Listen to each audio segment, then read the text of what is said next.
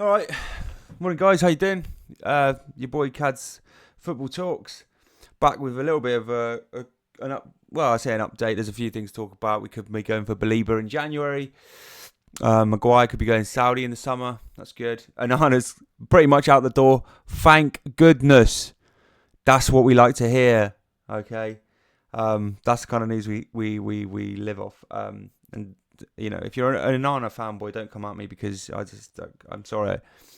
Talk about stats or whatever, but the eye test for me with Onana, he's caused me so much heartache. Pratt man, as Mark Goldbridge would say. So Kobbie Mainoo. He sounds like he's a bit frustrated. There was a post he put out on Instagram with the slideshow of Miles Teller in a film where he's a drummer, who his mentor doesn't give him his chance, and he feels like he's a great talent, something like that. Or maybe it's a film about proving that you're a great talent. It's about proving yourself. Anyway, so that all malarkey's going on, and people are taking that for a spin. And then Cole Palmer decides to put "Free My Boy." Welcome to social media and the football game. You get rid of one with Garnacho putting Rashford Villa tops in, and then now we've got Cole Palmer going "Free My Boy" to Kobbie Mainoo. It's just this social media world of football is it's a shit show. You know what I mean? We're gonna have to start hiring football players at the club 30 and over. Fuck it, because these youngsters, man, it's just they express their emotions through social media. Like, I'm having a bad day, I need to tell that on social media. Or I'm going through something. Like, it's clickbaiting, it's attention seeking. I haven't got a massive problem with Mainoo either. Like, he's a good talent. I even made a video recently like, don't you dare sell him. Don't want him sold. Want him part of the club. But when you whether it's taken out of context or taken too far, I don't know. But it's just a roundabout circus with United constantly. We're never ever you can't just leave United to it. There's always a media circus around everything. It's fucking draining, to be honest with you. It's like, and I'm just a fan, but you know that we are just under the spotlight constantly, and our players don't help when they want to post to social media with some encrypted message about how the coach doesn't let me play. Basically, the coach isn't seeing my talent no matter what I do. So we don't really need that, you get one good news. You get Garnacho gone, which I'm happy because his attitude stinks.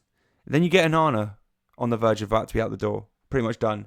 If not done right now in the time of this video. And then you've got Kobbie Mainoo, who we all love and adore and appreciate, is putting cryptic messages out there for the world about not being played. And because he wanted to go out on loan. And then this happens, you put two and two together, don't you? A lot of the fans want to talk about change. They want to talk about the club having open heart surgery, being ripped out from the bottom and rebuilt. And a manager comes in with principles and starts getting rid of some of these tough players who don't ever want to leave or want to take the club for a joyride. And then people will start getting annoyed that he's upsetting some players. Now, I remember somebody from Sporting on a video I saw commenting about how he made a decision at Sporting to get rid of loads of players, maybe like 25, I think. And in that 25, there's bound to be a couple of players in there that the Sporting fans probably liked and adored. But you have to trust him to do his job at the end of the day. I mean, he wants Kobbie to stay, I think. He wants him to fight for his place. He wants to get into that. Kobbie Mainoo may feel that he's already not getting enough game time and he can be better than...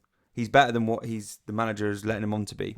But you don't know why the manager wants him to take his time and fight for his place. Maybe there's a mentality in there that needs to be built. Because character building is strength. I mean, I started scaffolding from the age of 18. I thought I knew everything. When I could do the job, I thought I could do it. But there's so many more parts to life. It's not just about being good at football. It's about maturing mentally and building up resilience and character through life. And crying out on social media isn't a good sign that you're building mental resilience, is it now? Personally, for me, I just think every player should just fight for their spot and keep trying, no matter how good you think you are. I think it's important. I think it's important for everybody to take accountability and just work, no matter what. When does anything in life come easy? When is life fair in any way? Life isn't fair, so if the manager wants you to just put a little bit more work and expects more out of you, then just, if you're as good as you think you are, then you'll be fine with that, won't you? Because you'll prove it otherwise, and just take a bit of time. Nothing happens overnight. And, if he's annoyed that he's not getting played yet as much right now, well, then just keep fighting, because he probably will.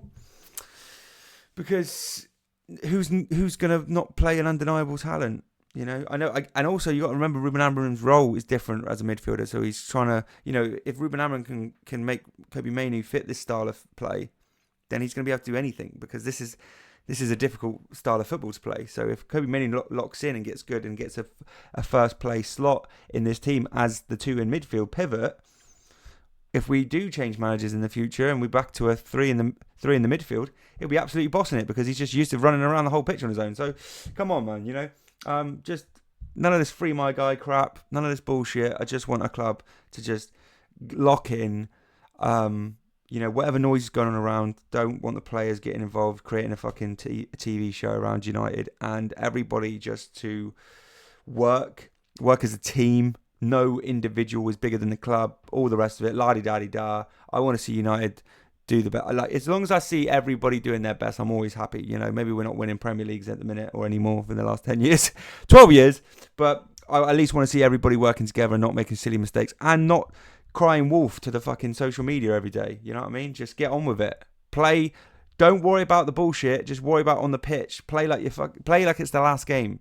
Play like it's everyone's dream to play for Manchester United. Play like you are privileged to be playing for a club. And also play like you're getting paid millions just to run 90 minutes a week, once a week at this rate. So I ain't got no sympathy for football players. Your life is easy. Don't be a bitch. Work harder.